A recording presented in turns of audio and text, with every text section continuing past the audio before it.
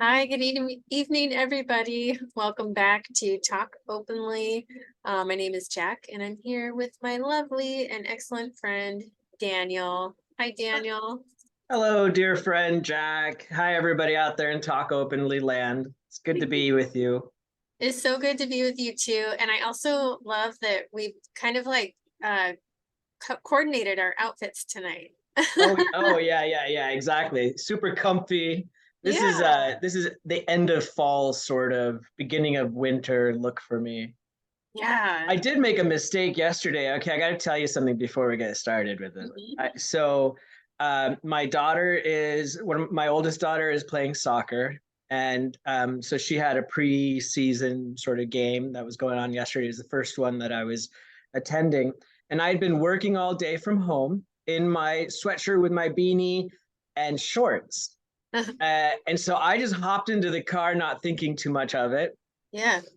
and started driving, and I drove 45 minutes or whatever to where the game was being played, only to realize, of course, it's soccer. It's an outdoor game, It sure is. right? And there were cold metal bleachers, and Oh, I was out there in my shorts for an hour and a half watching oh, this soccer game. such a And good dad. oh my gosh. I was happy to see her play, that's for sure. And I also was just like, right, sometimes pain is helpful for learning, you know. Yeah. I mean, And it's also, I'm like close, I'm approaching 50 years of age, Jack, right? I'm yeah. getting closer and closer every year. And I still don't realize that when it's really cold outside, it's best not to wear shorts. That's true. It's a good lesson. Yeah. But Yeah. also, I like what you said there about, pain. Yeah, it doesn't have to be this horrendous experience, right? Like, especially when it's just kind of pain like that. Like, obviously, if you got a broken leg, go to the hospital, but like, just pain where it's like, oh, I feel cold, I'm uncomfortable. That can be this moment that it's like, oh yeah, okay, let me just feel what cold feels like. And Yeah. also, can I still like enjoy this thing that I'm doing with my loved one, like and engage with it, and not be so wrapped up in the suffering of being cold. Right. No, man, I'm right there with you. I like actually those kinds of challenges, right? Where Yeah. the pain isn't going to end me. I'm not going to get, frostbitten or anything like that. I'm just going to be mildly uncomfortable for a little while. I Yeah. kind of like those because then it does give me into this opportunity to sort of examine, like, right, what is this feeling of being cold? Like how like what exactly does it mean? What am I like, not just like, oh, it's cold outside, but like what's my mind doing to generate this feeling? And one of the kind of interesting things about it is that if you tighten up around those types of feelings, it makes it worse. You get Right. colder, right? If you become more miserable. But there is actually this choice, like you were sort of alluding to, which is you can accept it and be like, right, yeah, that's what's happening. I'm okay, I'm safe. And next time I will not wear shorts outside in the evening when it's cold, right? Right. And then it's okay. It's not that bad. You can laugh and have a good time. Yeah, absolutely. Yeah, I do love that about Dharma, where it's like so often when I apply some of that wisdom in my everyday life, it really does just end up being humorous. Like a lot of the stuff that I found so troubling is oftentimes just like, oh, that's silly, It's not that like big. It's not um that big of a deal, it's not that right? big of a deal, yeah. Uh, and yeah, not to say that there's things that are bigger deals, but in relative reality, but yeah, if we can bring some of that lightness to our everyday life, man, it makes life a lot easier. Well, if we can successfully find the middle way and live between right in between on the cusp of relative reality and the ultimate, then I think that that it'll be all the less sort of suffering, right? Ultimately, the things that sort of there is this sort of weird, not weird, but this interesting thing where you kind of find that consider like trying to consider long periods of time and sort of the ultimate nature of things, just trying to consider it, how it does minimize the sort of experience of the temporal world of what's happening right now, because it's sort of like that saying, like, will it matter in 5 minutes, 5 hours, five Yeah. days, 5 years, that kind of thing, right? We realize, oh, actually, probably at some point, even though I'm miserable right now, in 5 hours or in 5 days, I might be laughing about this, like you said, right? Like I might find it funny, and then we can sort of relax around it, right? Yeah, for sure. Yeah. Sweet. Well, yeah, interesting to start that off. I've definitely been cold lately and I kind of love it. I've been Yeah. liking the fall up here. It's so nice. Um and yeah, tonight we're going to be talking about the fourth paramita, which is joyous effort, which I'm really looking forward to diving into this topic tonight in particular, because today I've been experiencing just like some pretty heavy depression feelings, and so I like this. I mean, this topic is important all the time. But I think especially when our minds are pretty like heavy and, and flat, like we need to remind ourselves of yeah, just this opportunity. So tonight, diligence, perseverance, joyous effort. I'm really looking forward to it. I'm looking, I'm looking forward to it might not be the right phrase for me. Why not? Well, see, my greatest challenge in all things, including my Dharma practice, is laziness. Yeah. Uh, it is my all time, like it's just this thing, right? Like it's chronic.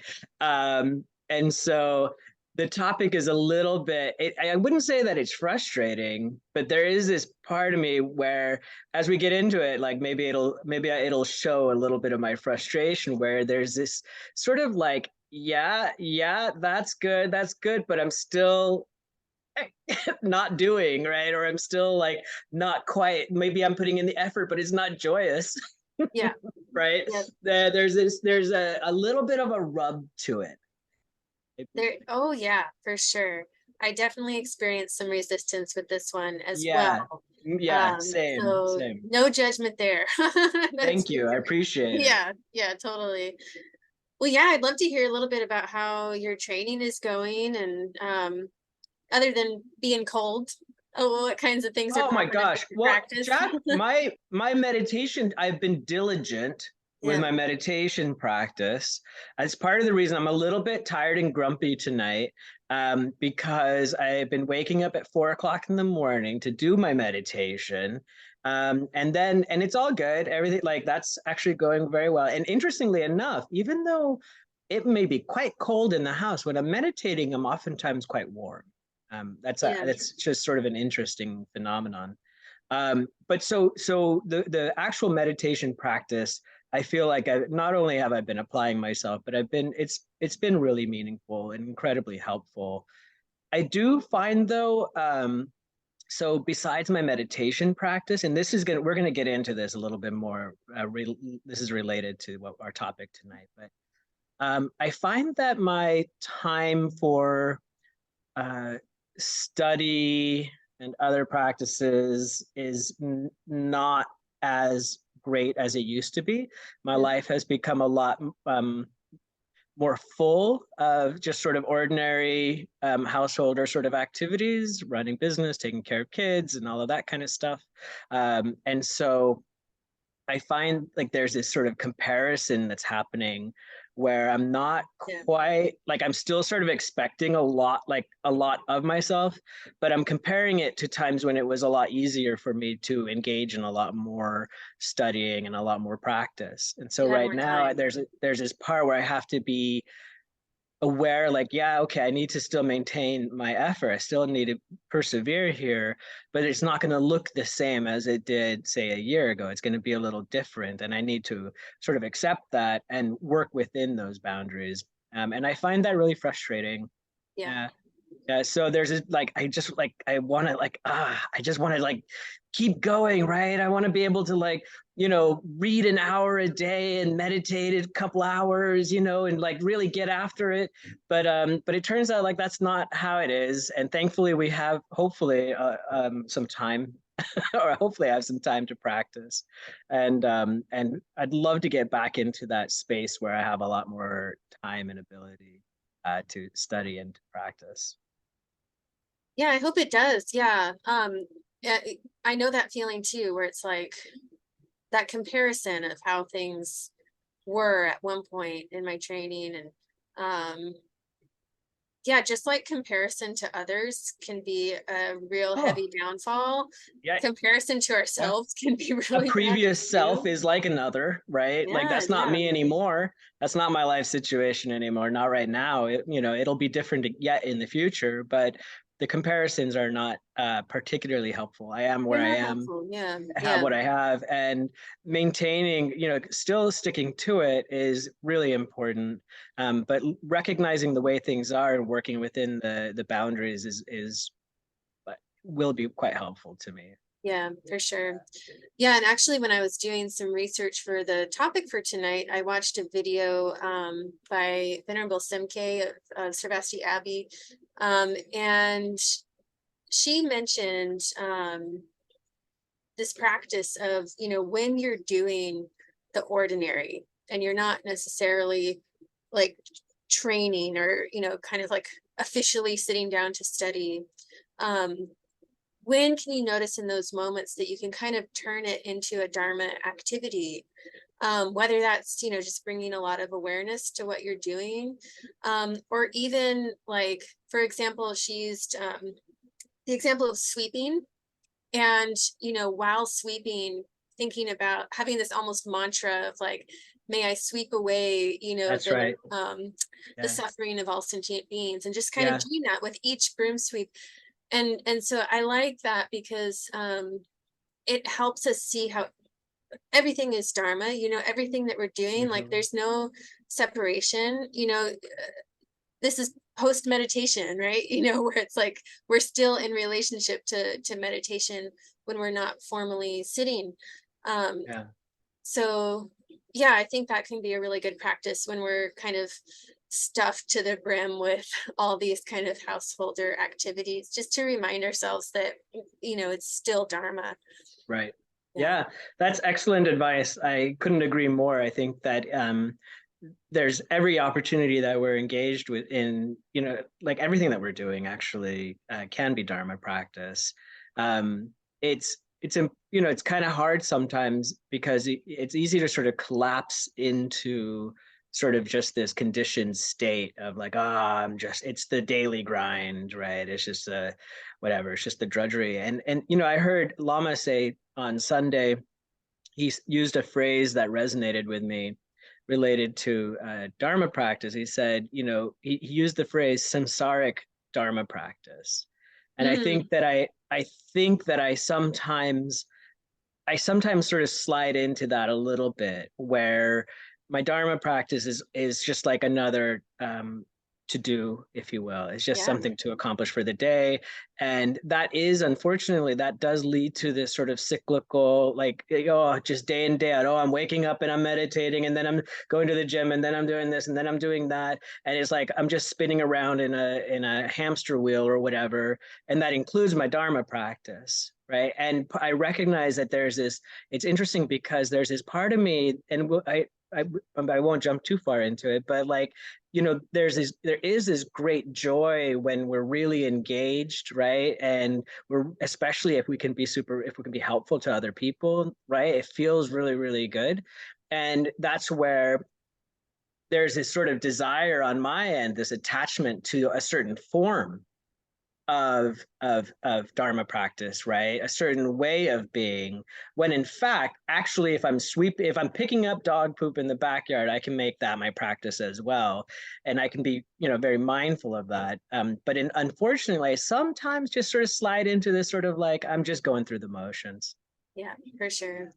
Yeah, and I think it's important to normalize that. It doesn't mean that we're, like bad people or practitioners. It's kind of like, it's it's part of it's part of the practice to notice that, It's and not a failure. it's not a failure. No, it's kind of just like, it makes sense that, like, we as kind of ordinary beings Hmm. who are unenlightened are going to have these dips in our Yeah, energy and our that's right. motivation, um and yeah, so we have to keep coming back to it, and applying, what the six paramitas, like these um real encouragements that, that we're developing.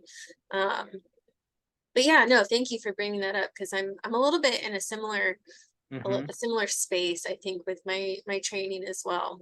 Yeah, well, I'm sorry to hear about that. I know that I know it's rough, right? It can Yeah, be yeah, discouraging at times, but hopefully we don't give in to that discouragement, right?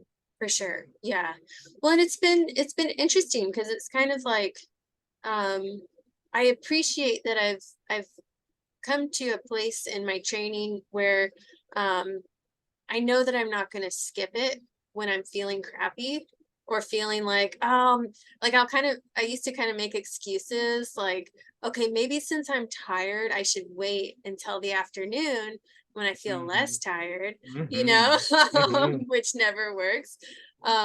Or kind of like, oh, I should wait, um like late I know that in the evening I feel really kind of like, it's almost like this juicy kind of like, in a way, like romantic feeling that I have sometimes when I meditate at night. So like, oh, maybe I should just wait until the evening when I'm feeling more like, have that mindset of Yeah. like, attraction to the Dharma and whatnot.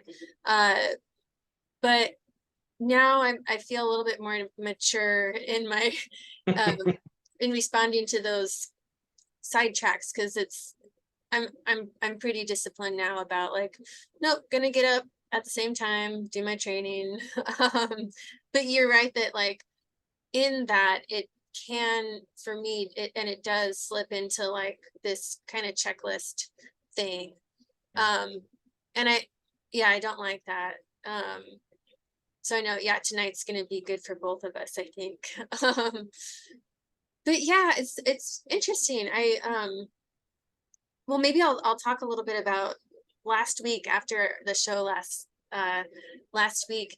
um I had this really interesting experience where my mind became overwhelmed with thinking about our talk last week, where I was thinking a lot about, like, oh man, I'm like, when talking about patience and like forbearance, like, oh, I don't want people to think that we're telling them that, like, they should withstand abuse or things like that, Oh. and it was just so interesting to watch my mind, because it was like, we had talked about during um that meeting last week, we had talked about uh how I have this tendency to want to jump in when I feel like someone misunderstands me, and to correct it. And so I was just kind of watching it like, oh wow, that same thing is happening right here, right at this exact moment, within Yeah. an hour of talking about it, so it's kind of fascinating. And I was almost like feeling, like texting you, like, oh, I'm gonna text Daniel then, tomorrow, and ask him, can we do like a patient's part two, like like an enlightened self-defense, kind of, we'll have a whole show on that. Let's do a whole show about that, and that It's may or probably may a good not idea. involve patience. Yeah.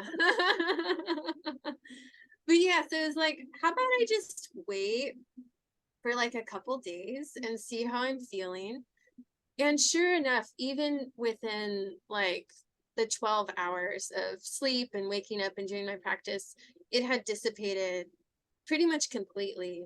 And so it was just a really good lesson, about that. That, when I immediately respond to something, oftentimes it's not it's not the choice I would have made if I had given myself some time to reflect, and tap into maybe a little bit wiser mind. Yeah. um, so yeah, it was interesting. um but yeah, the last couple of days I've just noticed kind of that little bit of a little bit of uneasiness, kind of slipping into depression, feeling a little bit. Um, and I took the day off of work today just to kind of give myself a mental health day. Um, but yeah, so I'm feeling kind of mentally groggy, physically groggy, having tons of allergies and stuff. So it's Yeah, just like I just feel kind of crappy. Um, it but sucks. it feels a little bit different these days. Like it's not so permanent. And I've been a little bit playing with like, okay, how can I befriend some of this Mm. stuff that I'm working with, and reminding myself like, oh, this is a teacher right here. This is my Yeah, teacher. And yeah. thank goodness it's not something worse. It's like, oh, this karma is ripening, and I'm Mhm. experiencing it this way. That's awesome. Um, and so I've been having such like bad allergies in the morning, and so I ended up investigating like my pillows. And if you're listening and you've had pillows for a long time, throw them away. They're nasty. They're like guaranteed to be gross. So I like checked out some of my pillows. There's like mold stains. There's like powder Oh, mold on some of them. Like oh, bad, really bad. oh, I know it was oh. super nasty. Um, but so I tossed them out. But then I was also like kind of thinking how uh I had almost become like I have this relationship with mold, right? Whereas like the mold was inside of me, like the spores are inside of me, and Yeah, I'm like, I am kind of a mold being, I'm not this kind of just like solid Jack. I'm like yeah. porous and permeable and changing Hell all the yeah. time, and like Yeah. being affected by things around me. So I want to thank the mold spores for uh reminding me of that in a little bit of a way. And they integrated with the rest of your body without too much difficulty. Hopefully, getting rid of the main sort of concentration of allergens right in your pillow. I hope Hopefully, that so. helps you at least Yeah. get a good night's sleep and avoid bringing any more molds into your body. But yeah, some massive amount of our DNA in our body doesn't even belong to us. So it's there's all kinds of neat funguses and bacteria and mildew, Yeah. mold, all of Good that good stuff. stuff in there, right? Like that's a big part of what we are. Yeah. Well, and it feels like almost maybe even more real than like a self, right? It's like in some ways there's some like tactile thing, whereas like my consciousness feels like way more ephemeral.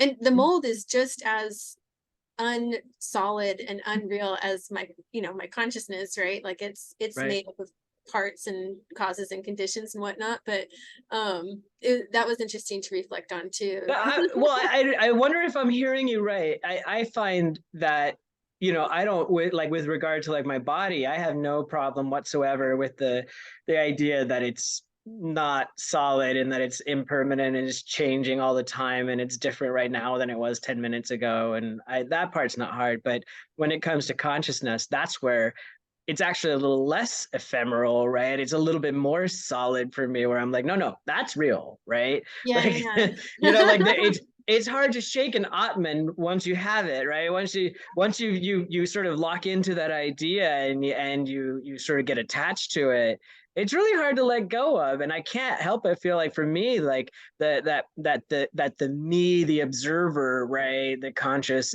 entity here is a real solid being that persists and is just simply inhabiting this body that is itself sort of constantly in flux. And I recognize that that's not how it is. It's just how I think, right? And that's part of my issue. But I find it interesting, right? Because you were saying that for you, consciousness is more ephemeral. Well, and I say that when, actually doing like a meditation where I'm Oh, like I see. consciously kind of thinking about that Gotcha. and working to unravel that a little bit. Understood. Gotcha. Yeah, Okay. right. Yeah, yeah. But in my everyday life, certainly no, my consciousness, whatever I think this essence of me is, that's very prominent. Yeah, Yeah. it's super hard to shake. And like it came up in my meditation this morning, where I was just reminded of this situation that really distressed me. And sure enough, like what arose was this very strong sense of righteousness and me, that I had been harmed, and that there were other people involved who were solid, people that that they existed and that they were bad, right? So it's very hard to shake. And what was so interesting too is I really, in that moment, I was like, okay, Jack, this is when you're going to examine how these things are not lasting phenomena. They're not Yeah. permanent phenomena. And there was a real strong resistance to that. Like there was Oh, this yeah. really this like rising up within me that was like, fuck that. Like, no, Yep. fuck that. Like there was that Yeah. feeling. And so I think that was good. That was good for me to see it, right? Like that's still there, very strongly.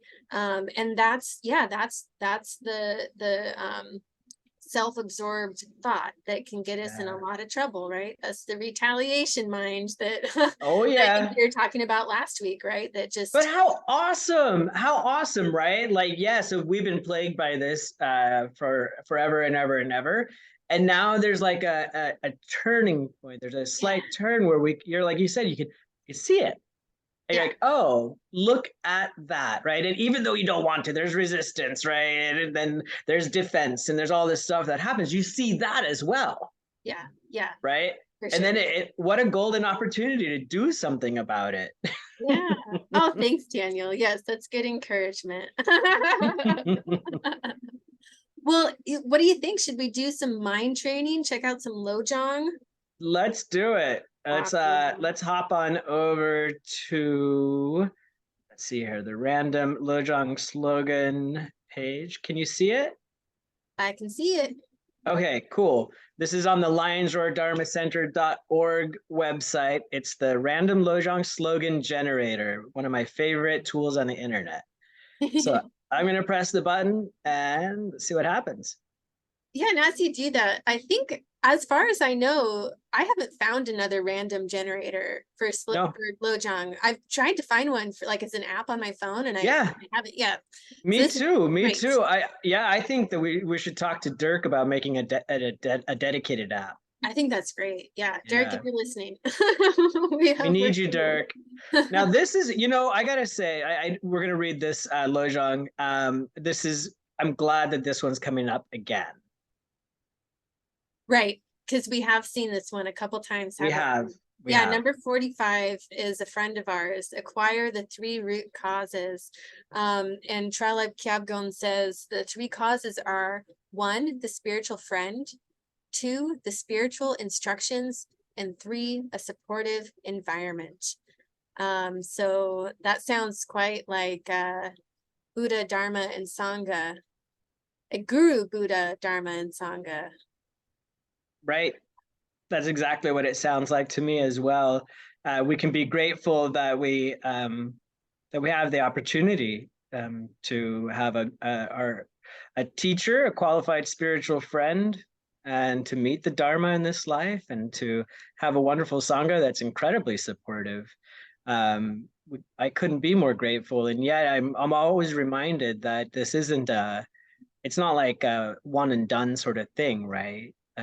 All of this is active, right? The spiritual friend is helpful in to the degree that we are willing to follow their advice, right? Right. And There's to a learn from them. dynamism there. Yeah, sorry. Exactly, right? And the same goes for the spiritual instructions. Like, great, yeah, learning about the Dharma is fantastic. Now, what about applying it?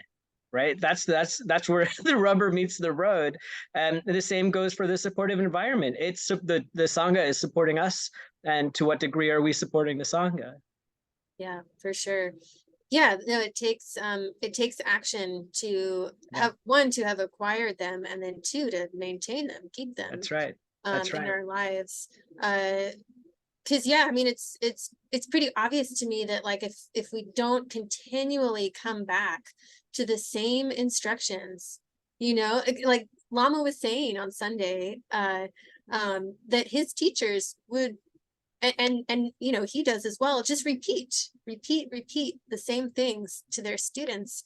And sometimes, you know, students can get a little bit frustrated with that, you know.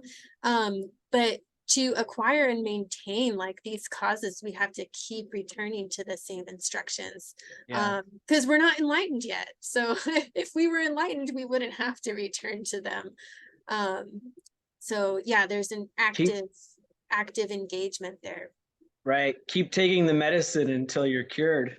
Right, right. And what was it that, so the guru is like the doctor, right? And then the dharma is the medicine. What's the sangha? Do you, in that kind of I don't know if they're in that metaphor, if the Mm. sangha is there. Maybe they're like you know, the nurses in the The nurses. hospital Yeah, yeah, and you yeah, for know, sure. all of the Yeah, support staff, the administrators, that makes sense. maybe. Great. Let's scroll down because I remember this carving is kind of incredible. Um, Yeah. Manjushri Manjushri. with Sakti. Yeah, pretty lovely. Yep. Yep. Look at it holding up the swords like that, right? Yeah, And it's kind of clouds interesting, in the is background. now, does Manjushri have it looks like maybe it's 3 or 4 faces. Yeah, yeah, Hmm. very cool. I'll have to learn more about that. I Yeah, me really too. only know Manjushri in his like individual form. Right, same. Yeah, Yeah, nice. Thanks for cool. sharing. Yeah. Yeah, great. Well, speaking of, you know, the three root causes and maintaining them, you know, this topic tonight of diligence, of joyous effort, is really all about that. You know, how do we keep the Dharma in our lives alive? You know, how do we keep it alive, and motivating us? Um, so yeah, let's jump in. Let's do it. Let's do Yeah. it. So where do we start? Well, you know, I was kind of curious as we are kind of progressing along the six paramitas. Um, you know, every time that we've talked, we kind of realized that maybe the word as we originally thought of it was a little bit different, in the kind of Dharma definition. And Mm-hmm. when I was looking at diligence and perseverance, I was thinking, what's kind of the difference between that and the previous paramita of discipline, right effort? And so I was wondering if maybe we could start there a little bit and kind of unpack that. I'm wondering what you think. Hmm. Um, well, it seems to me like the there's an element of effort in both, obviously, but it seems to me like what we're talking about here with diligence or perseverance is um, sort of more to do more along the lines of like your aspiration or like your willpower or your stick-to-itiveness or putting your heart into it. It's something along those lines, right? And while discipline, you know, ethical discipline or self-discipline, it requires effort. It doesn't seem to be in the same sort of vein, right? It's like what you're doing. Whereas I think that the joyous effort that we're talking about, this diligence, is more along the lines of like not not why we do it or how we do it, but Sure, like yeah. That it's makes sense to me. like the wind, right? It's the energetic component to it. It's really Yeah. hard. It's hard to actually put words to it because, and that's part of my a little bit of my frustration with the topic is there's this a little bit of a rub there where you're like, what are exactly are we talking about? Yeah, Right? yeah, for sure. Yeah, no, I noticed that too. And what I'm kind of coming to is that it seems like, you know, discipline, ethical kind of action is the action itself, right? We're learning Right. what kind of ethical action is, and why it's important, and what happens when we do or don't, you know, act ethically. And then diligence is really like, um, really kind of like absorbing ourselves in, yeah, the motivation to do those things. like why, you know, like Yeah. you're saying, why, and really taking delight in that ethical action. So not just the doing, but the kind of experiencing, like, oh my gosh, so much gratitude, I think, that that it's possible to engage ethically. That's the part that the one thing that I do think is kind of interesting about the paramitas is that the words in English have a specific, meaning to us, but that's not always exactly what we're talking about, right? Yeah, It's more nuanced, and it's not like, so in this case, for example, like we're not talking about like a strong work ethic. So, for example, my right. dad, part of my laziness or resistance to diligence, I think actually comes from the fact that my parents insisted on being productive all the time and having a strong work ethic. And so while I can work really hard, there's a resistance to it where I'm like, no, I don't want to. I don't want to exert myself in this direction or any direction, Yeah, right? Like, screw the man. screw the man, right? I'm not gonna, screw you. I'm not gonna do what you tell me, Yeah, right? It's like that. I'm on the rebound from my parental up, my parental training, and so like in that sense, that's not what we're talking yeah, about when we're talking about this kind of effort, right? We're not talking about like a work ethic where we like we're able to do the thing because we have to, because somebody told us to, or because we feel guilty, or because we need to pay the bills or whatever, right? And it's not about like the daily grind, right? Like right. sticking to, oh, just every day, like we were, like that's a samsaric activity, right? When you're just like grinding every day again and again and again and again. That's also not what we're talking about, but it does come up. That idea, that concept does sort of show up when we talk about diligence sort of in an ordinary sense, right? Yeah, for Well, sure. really, it's interesting because the joyous part of it is quite important. Yeah, It's the reason why the whole thing is sustainable, is right. because it's joyful, right? And so the reason why we want to be diligent and engage in this is because it is something that brings us joy. It makes us happy, and it makes other people happy as well, right? That's why we want to be diligent. That's why we want to persevere. And so, like, that's a critical aspect to the discussion. It's not just perseverance; it's joyful perseverance. Right, exactly.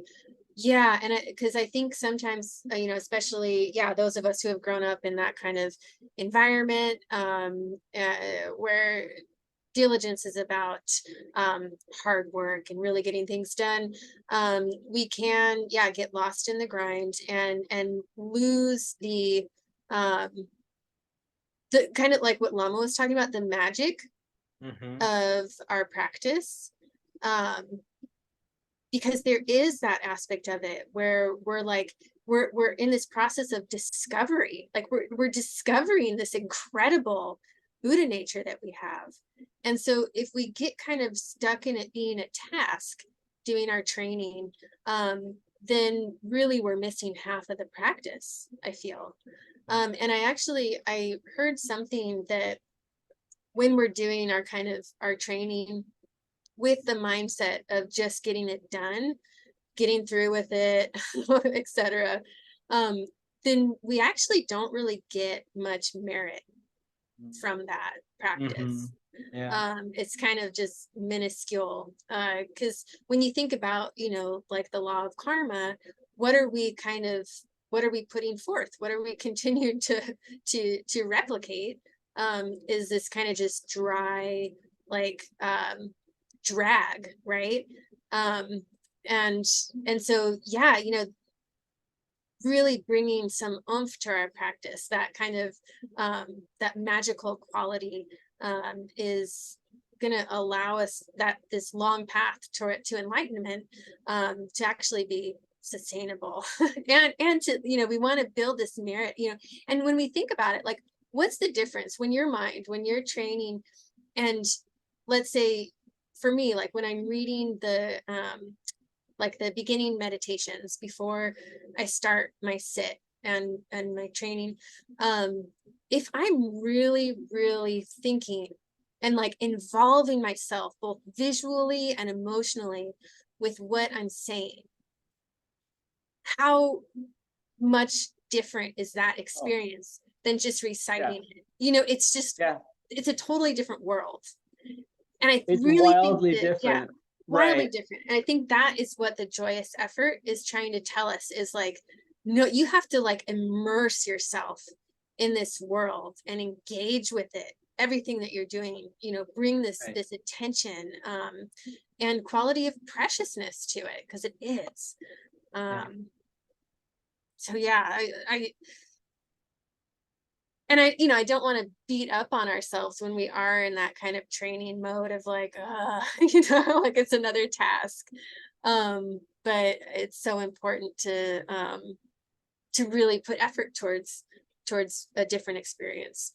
Right. Well, and part of the effort, though, is recognizing and working within our limits, right? And to also, even though, what we're talking about is the opposite of laziness, right? But at the same time, being really tight and like grinding away and getting it done and like just pushing, that is not what this is. It's Yeah. important actually to recognize not just our limits but to recognize when we're approaching exhaustion or we're possibly going to exhaust ourselves in the endeavor.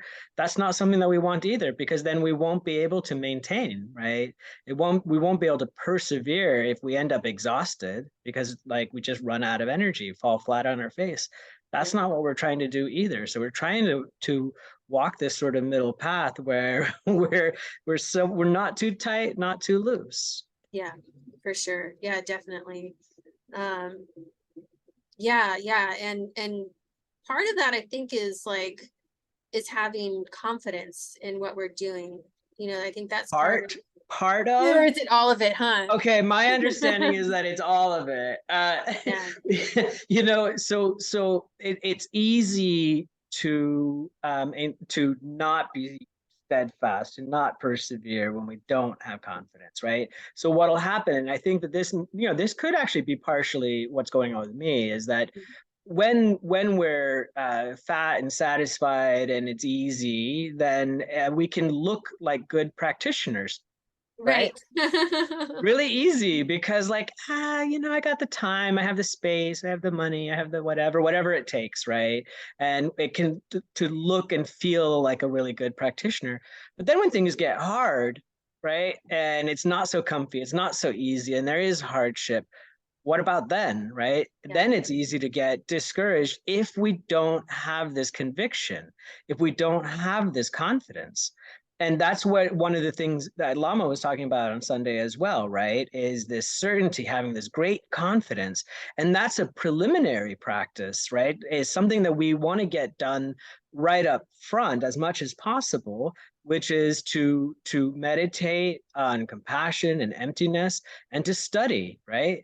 yeah, Like if we can do that, then our conviction will be bolstered, right? We'll feel a lot more confident. And my sense is that there is actually, when I look at it and I look at where maybe I'm falling short of where I wish I was, then I think it is actually related to this. There are areas where I don't have super strong conviction. As Lama was saying, I'm sure, still sort of checking the results. sure, Right? Like I do yeah, something and then I see like, did it do it? Did it yeah, do it? Whereas, he was talking about on Sunday, like with certainty, you don't have to check, right? You just know, you're confident. You know right, that if you do this, then that will happen, right?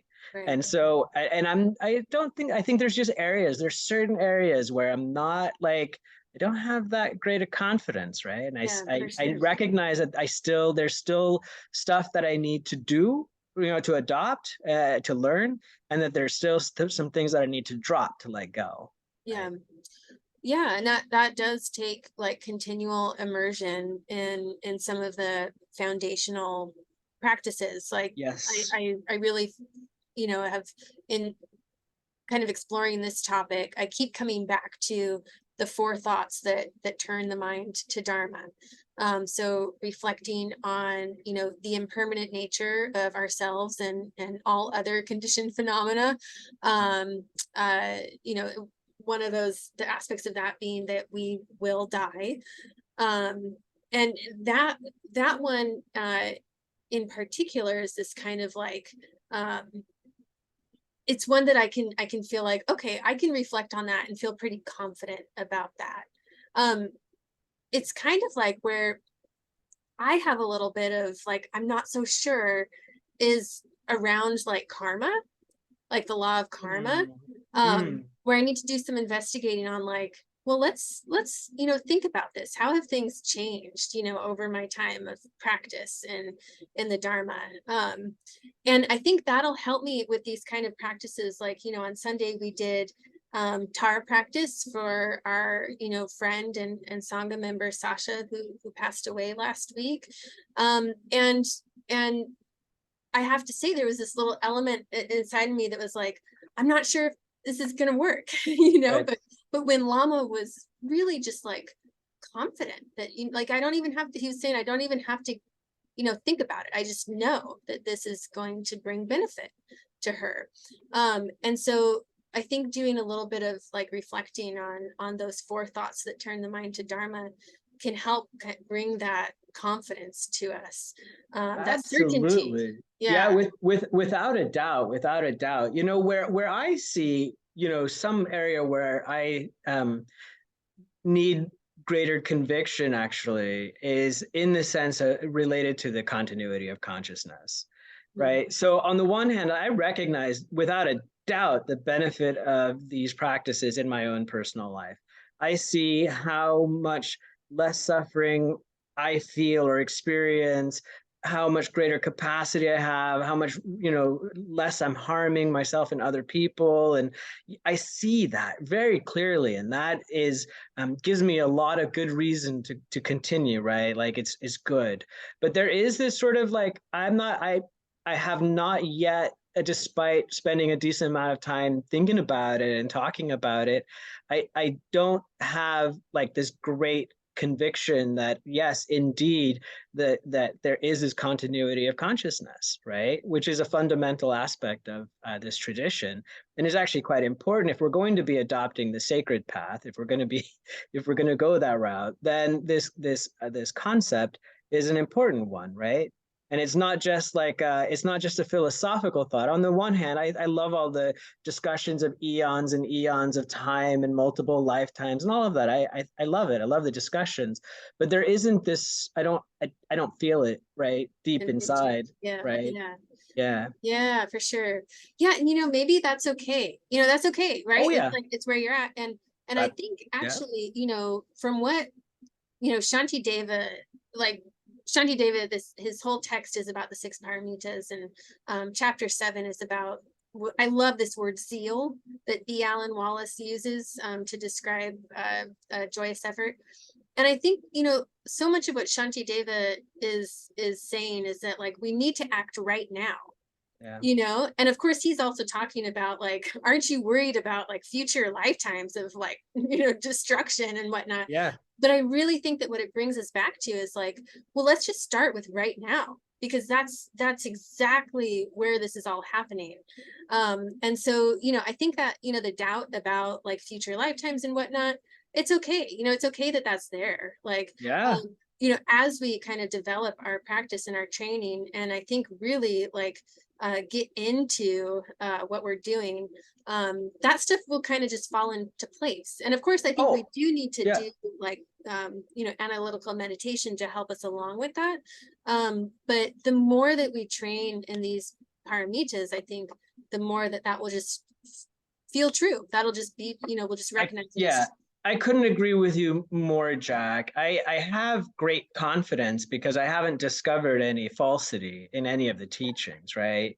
And so there's definitely a lot that I don't understand. I'm not suggesting that I do. I know that I'm a baby beginner, in all of this, and that's okay. Like you said, that's fine. That's just where I am. But of what I have learned so far that I can verify myself, right? When I really look into it, I have discovered nothing but truth. And Yeah. so that gives me this confidence where I'm like, okay, so there's a little bit of like, just like take it sort of like, okay, all right. My teacher and other really intelligent, qualified people suggest or say that this is how it is. I don't actually have any proof that that's not how it is. There's some, logic to it that kind of makes sense, but I'm just not there yet. And I will get there. The light will get brighter, no doubt. Yeah, for sure. Yeah, yeah. And I love that, the importance of relying on our teachers. Um, because when I'm in this place of kind of depression, or as or I read this or I did a meditation with Tupin Chodron. She describes the three types of laziness, um, and there's procrastination and sleep, attachment to worldly affairs, kind of discouragement and putting ourselves down. So when I'm in that state of mind, it feels so like it's just singular, right? It's me, Oh my yeah. mind is just, and I'm just Yes. depressed and isolated. But it's so, it's just such a lie, because actually what we have is this whole community that is uplifting us, even if we were practicing on our own and hadn't found a sangha yet, but we're reading classic text, that in itself, like, those are teachers. Yeah. That's the dharma. And so we're not doing this alone, and we have, like you said, just incredibly qualified teachers who are telling us the truth. So that in itself is like a really good antidote for me when I'm kind of in this mode that is so opposite to joy. Yeah, yeah. Well, I'm glad that you brought up the three different types of laziness, because I'm certainly guilty of all three of them. Me too. Um, with no doubt. But the one that is the one that really needs to be, I think, tackled if it's persistent, is the discouragement and putting ourselves down, Yeah. right? Because if we don't believe in the possibilities, right? If we don't think that it can change and be improved, um, and if we don't think that we have what it takes to do it, then there's no point in tackling the other forms of laziness, right? Right. So, and I think that this reflecting on our Buddha nature and the potential that we all have is really, really important, because, when it's like you were saying, like these types of laziness, they're all centered around this self cherishing, right? Like it's a negative, it has a negative feeling to it, but it is this self cherishing that's going on in there, right? Yeah. And including in that sort of the discouraging aspect of it, where we're putting ourselves down. And I think that if we really were to reflect on our potential, we would recognize the truth that actually we and every other human being has this capacity, for sure, without a doubt. Maybe not just human beings either. Yeah, for sure. Well, and that really reminds me of what the teachers describe as the armor-like perseverance of Hmm. joyous effort.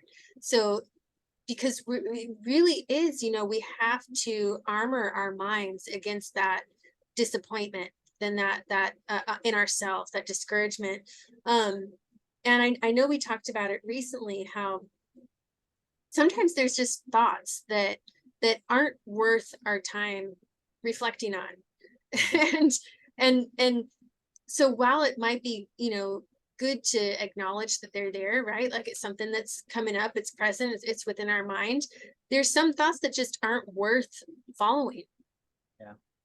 And I really think that that's part of the joyous effort, is saying like, nope, I'm not engaging with that. I'm putting on the armor of recognizing that I have Buddha nature within me.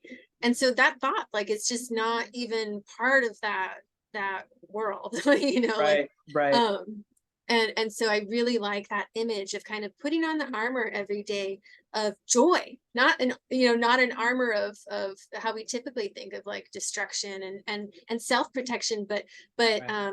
this joy that allows us to connect with others, and help.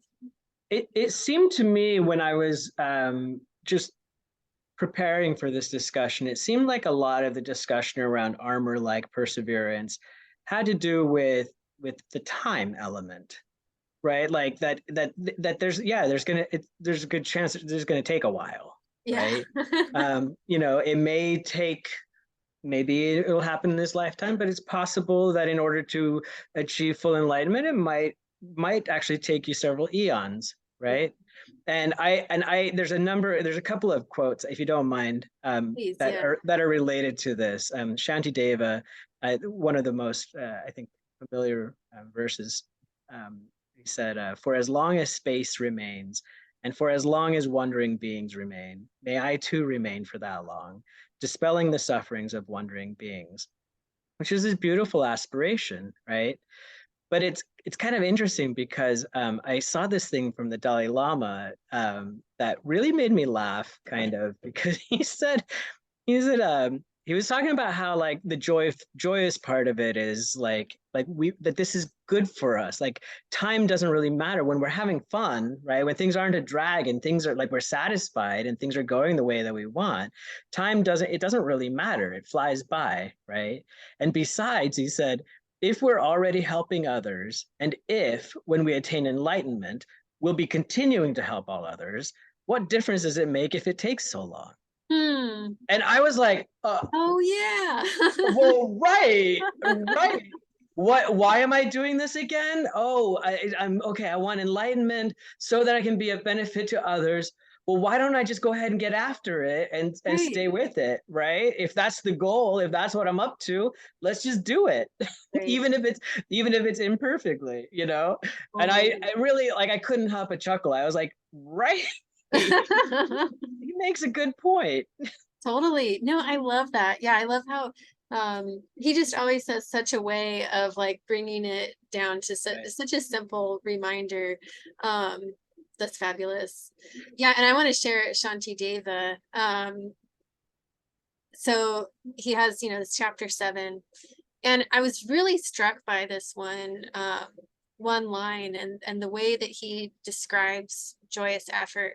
So he said, one should diligently apply oneself to the action in which one engages, intoxicated by that action. One should be of an insatiable mind, like one striving for the satisfaction of the result of a game. So he's kind of turning this, what seems like an ordinary mind state, right? Like being intoxicated, being drawn into something, like watching a game, Yeah. turning that actually towards like, let's use that kind of energy towards these dharma activities. That's the kind of zeal that we need to have, where all of our mind is just turned so just like intoxicated by wanting to do good, by wanting to engage in right action, and bodhicitta. I So want to I get thought that drunk was on really right cool. action. That I sounds know. great. I know, being intoxicated by bodhicitta, like just like, Yeah. yes, everything for others. The only wealth is dharma, right? Just really like just marinating ourselves in that. Oh, nice, Daniel. As always, yeah, I feel very buoyed by our Me conversation. too. Me too. I was hoping that this would happen. I'm not grumpy anymore. Oh, good. I'm I'm still so tired, glad. but I'm not grumpy anymore. Yeah, I Thanks to feel you. tired as well. I feel tired. I feel less grumpy. Um, still a little depressed, but that Yeah. Okay. happens. Yeah. Okay. Yeah. Uh, but yeah, I'm looking forward to next time because I'm learning so much about the paramitas. Ooh, what's the next one? I don't know. I didn't look it up. Uh-oh. What is the next one? We should Let's check. just Yeah. let's do let's see here. And, It and maybe we'll is do part 2 of patience someday. meditative concentration, not All being right. distracted. Yeah. Okay. Wow, I'm in. that'll be good. I'm down for that one. That doesn't feel so personal. Yeah, right. Yes, same. I know, but turns out it probably will be pretty personal. There's no person here, Jack, so it's That's not going true. to be That's true. personal. Well, Daniel, thank your non-person self.